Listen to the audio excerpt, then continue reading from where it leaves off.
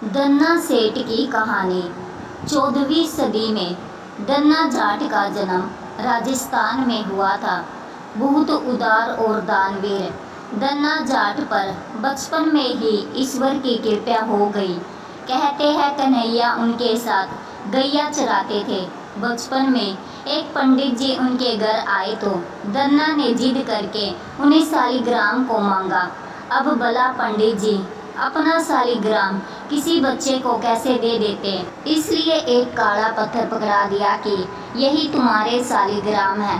दन्ना जाट ने उन्हें ही शालिग्राम समझकर रख लिया। पंडित जी ने कहा था कि बिना शालिग्राम को भोग लगाए भोजन ना करना, तो दन्ना की बाल बुद्धि भोजन लेकर बैठ जाती शालिग्राम के सामने।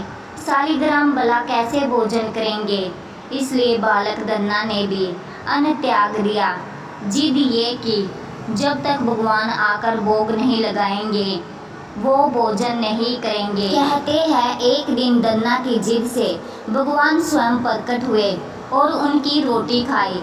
तब से जब तक भगवान कृष्ण उन्हें दर्शन देते, कई बार दन्ना उनसे अपने गाय भी चरवाते। दोनों बालक गाय चराते हुए साथ में खूब खेलते। दन्ना थोड़े बड़े हुए तो काशी जाकर स्वामी रामानंदाचार्य से दीक्षा ग्रहण की और वैष्णव संप्रदाय के महान संत बने। दन्ना जाट की साधु संगति रहती थी। नित्य प्रति साधुओं की सेवा करते थे। उस जमाने में साधुओं की टोलियां चलती थी। कोई ना कोई टोली दन्ना भगत के घर टिकी ही रहती। इससे नाराज होकर पिता ने कुछ उल्टा सीधा कह दिया। फिर भी दन्ना भगत की साधु सेवा कम नहीं हुई।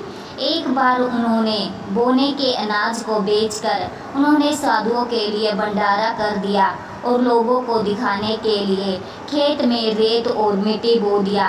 कहते हैं जिस खेत में उन्होंने सिर्फ दिखाने के लिए रेत और मिट्टी बो दिया, उसमें भी लहलहाती फसल हुई। खैर, दन्ना भगत अपनी दानशीलता के लिए बहुत विख्यात थे।